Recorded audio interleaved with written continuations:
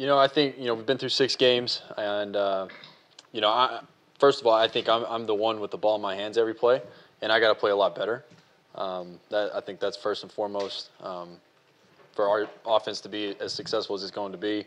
I got to play a lot better, and I know that, and I'm working as hard as I can to improve every week. And from everybody else's perspective, we all just gotta like you said, make plays, and we all got to do our job. And, it all works together. It's not about one individual. We're a team, so this thing all works together. And I'm very confident, like I've said before, that we're gonna continue to improve every week and continue to get better. Jarrett, do you have any kind of grasp on what the issue is on deep balls? I got to make the throw. Just like the other night. I can't tell you how many times I've made that throw in practice, and for whatever reason, I just didn't make it. And so I just got to, whether it's focus in more or whatever it needs to be, I got to make those throws, and that's what it comes down to.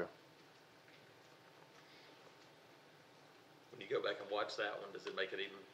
Did it sting a little more when you saw a couple of plays that could have been for you guys? Oh, for sure. I think just from what I can recall off the top of my head, we left 21 points out on the field, and that obviously would have helped us win the game. And those plays, they hurt whenever you watch them on Sunday, but at the same time, you got to put it in the past and you got to go to work. And like I said, I got to make that throw and make some other throws. But we're going to continue to work, and fully confident that we're going to get things going. Do you overthrow in practice too, or is it just something that happens in the games? Not every throw is going to be necessarily perfect. I'm very hard on myself, and so, nobody was more frustrated with that throw than me. And, in practice, I got to continue to make those throws, and then I got to translate it to the game and make the throw. That's what it comes down to. The quick take after the game Saturday, you said you felt like that you guys found a little something on offense. Mm-hmm. After watching it, did you see that again? No, for sure. Just like the LSU game. There was 3 consecutive drives where we went down and scored, running the ball effectively, throwing the ball effectively, and kind of the same thing the other night. We had a stretch there where we were really moving the ball, doing some really good things, and we just couldn't get the ball in the end zone. Or whatever it may be, we just kind of stalled off, and that's my job as the leader of the offense to continue to push those guys whenever we get in those tough situations in big games. So I got to do a better job of really pushing our guys to be the best that they can be, and I got to do a better job personally.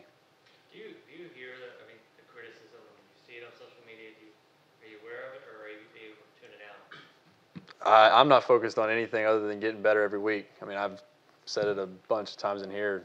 I don't even have social media. I have Instagram, but I use Instagram as a platform to put more positivity out in the world, not necessarily, look at stuff that's negative. And that's just how I am and how I'm going to continue to be. So I don't really care about the criticism or negativity, because at the end of the day, everybody in these walls, we've all got each other's back, and we're going to continue to get better every week. Jarrett, this is, typically under Gus Malzahn, been a run-first, play-action offense. Midway through the season, what do you feel the identity of this offense is right now? I think we got a lot of really good pieces to the puzzle. I think we're really effective when we're playing with tempo, whether if it's throwing or running. I think if we can get in those situations where we're able to play with some tempo and some rhythm, I think that's when we're at our best, and we just got to find ways to get a big play, and then that way we can get into that tempo. Do you feel like you need to do a better job of handling once the pressure gets to you? Sometimes when things just break down the offensive line, and kind of how are some ways you can get better at handling that? Yeah, for sure. I think it just comes with practice. You got to practice everything like it's a game. And I know this season I've tried to take that approach more so than last season, just having more experience, whether if it's, watching film a different way or practicing a different way, really trying to implement that into my game and become a better player. Everybody's lost games before. But how hard is it, or how long does it take, I guess, with a frustrating one like that one Saturday? I got Put it behind you, go on. I got the 24-hour rule. So 24 hours, it's over with. Move on to the next week. I mean, Sunday you come up here, watch the game film, Mississippi State, go out to practice, do corrections, that sort of thing. Monday morning rolls around, watching Tennessee, and you're moving on. Gerald, you look at yourself on film, is there one or two things that you see that you really are working on to correct some issues there? Yeah, no, I think obviously the first thing is just make those throws that I know I can make. My teammates know I can make that throw or any of those throws that I've missed. I mean, that's kind of the one of the main things is just make the throw. But at the same time, there's a lot of other things, whether it's making sure I'm going all the way through my progression or making sure, I'm staying in the pocket as long as possible and then hitting the check down. Those are some things that I can think of off the top of my head that I've, tried to work on as much as I can this season. I'm trying to improve on week to week. But like I said, I got full confidence in our coaches and our players we're going to get better every week. The last 2 weeks, is there anything with your footwork or your follow through or anything that maybe you're not doing that you normally would do in practice? No, I just got to make the throw. The last 2 weeks, you had a big pass to Darius Slayton and then the big pass to Ryan Davis. Do you think that maybe the key to everything is being able to do that all in one game where you get those two involved and you're counting on them to kind of move the offense forward? I think they're definitely big keys to our offense. They're playmakers, and we like to try and get them the ball, as much as we can, as often as we can. So, I think for us to be successful, we got to get the ball in our playmakers' hands, whether if it's those two or Seth or Flash or whoever it may be. We got to get the ball in those guys' hands and let them make plays. When things aren't going well from drive to drive, are you ever tempted to just go out there and crack skulls and check chins and stuff? Because when we see you on TV, you're kind of pensive and you're thinking about the next task. Right. Are you ever tempted to go down and kind of chew some butts and get people fired up? I think there's a time and place for everything, but I'm not so much the guy that's gonna just start yelling and screaming all that kind of stuff. Yeah. I like to instill confidence in our guys, and I like to give them positivity. Everybody's got a different way of doing that, and whether if we score, whether we don't score, every time I'm going down the offensive line saying, "Hey guys, positive self-talk. Let's keep going, keep grinding," because that's a big thing. And sometimes I don't think people realize that. I mean, if you start talking negatively about yourself, to yourself, then it'll start eating away at you. And I just like to keep those guys motivated. The receivers the same way, running backs the same way. It's a long game, so anything can happen during that span. And I just, again, like to give those guys as much positivity and confidence as possible. Tempo's obviously been something that's been talked about a lot. It was something that, whether it was Baylor, I know high school was tempo for you. How important is that just from a rhythm standpoint for that tempo? Because we've seen it when you guys go a little faster, it seems to bring a little bit more energy to everybody. I think it's huge. Anytime, like I said, anytime you can get a really big play right off the bat, and then you can, pace a run or, pace a quick pass, or whether if it's a shot, whatever it may be, it just kind of gets everybody's juices flowing a little bit. And like I said, we just got to do a better job of hitting those, first initial big plays, and that way we can get into that rhythm. Jarrett, when you hit the 42-yard pass line, do you think that's going to make defensive backs maybe play off them a little bit because they've been on pretty tight with a lot of scrimmage lately? No, I think, I can't speak for defenses, obviously, but I know, I know what kind of playmakers we have, and, I know defenses are obviously going to try and stop those playmakers and that sort of thing. So whether they back off or whether they press up, I have full confidence in our guys and our offensive line and myself that, we're still going to make plays.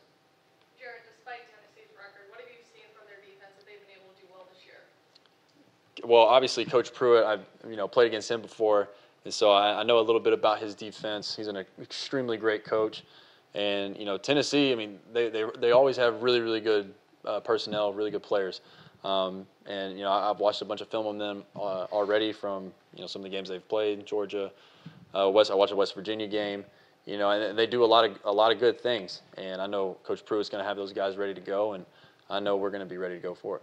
Jarrett, when you guys entered the season, as the defending SEC West champs, obviously the goal was to get back to Atlanta, and now that looks very bleak from where you guys are standing. How do you just kind of approach things from there and make sure it doesn't go further south and that you guys might have a chance to compete later in the season. Right. No, I think for us, especially as the leaders of the team, we got to take this one game at a time.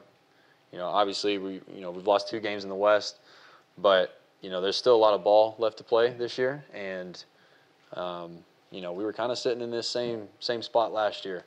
A lot of people counting us out and that sort of thing, and like I said, I think I said this after the game Saturday, is that this team's really resilient, and we're going to find a way to improve every week. And like I said, we're just going to take it one game at a time, 1 week at a time, and not get too far ahead of ourselves. Are you kind of pleased and maybe happy for the future with the run game, despite not getting 100 yards, just by the way Whitlow was running, especially in that second half and breaking free? Yeah, I think all of our running backs really. Obviously, Booby played really well the other night, and Cam's played really well this year. Sean, he's like a little spark at times. I mean, Asa can do a lot of things too. I mean, we got a lot of guys that can make plays, and I'm fully confident that those guys are only going to continue to get better. I mean, this goes for everybody. As much as you play, from week to week to week, you can only improve. And I know those guys, with Coach Horton are looking to improve, and I feel really confident that those guys are going to continue to do that. What is it about this offense that gives you the confidence it can sort of correct what it needs to the second half of the season? I think we got great players and great coaches. That's what it boils down to. I mean, if you look at it, we got every skill position back from last year. I'm back this year. Running back, Cam's back. Got some good young talent there. And then, obviously at the skill position, we added some guys. And then up front, I mean, Marquell, Mike, Tega, they all have significant experience. And, got some good, Jack, I mean, he's played a lot. Not in this league, but he's played a lot. And then obviously Nick, he's more of a fresher guy. So we have a lot of talent, and we have great coaches. And like I said, we got to put it all together. But I have full confidence that we're going to do that. With all that put into consideration, does it surprise you that it has taken a while for you guys to get rolling? I think it's part of it. It's obviously, game 1, you want to come out and do a bunch of great things. And I thought game 1 we did a bunch of great things. And then, we just haven't gotten into that rhythm quite yet. But like I said, full confidence that we're going to be able to bounce back and get better this week and come out and play better on Saturday. Video was brought to you by Caliber, a luxury store in Homewood, Alabama that's reviving the finer things in hunting and fishing.